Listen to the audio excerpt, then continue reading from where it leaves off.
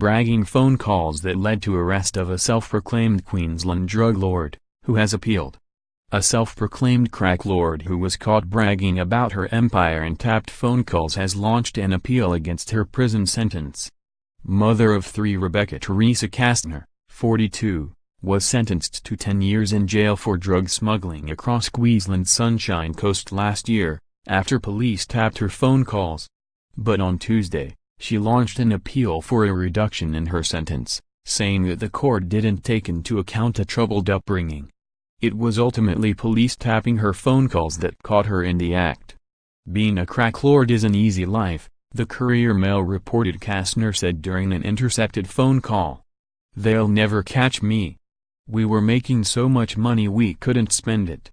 But she now says that her sentence is too harsh. Kastner's barrister, Daniel Carwina, cited a high level of remorse, tied with a low likelihood of reoffending as reason for a reduction in her sentence.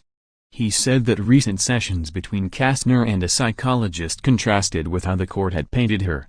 At sentencing a year ago, Justice Helen Boscol said Kastner used violence and intimidation to ensure customers paid what they owed.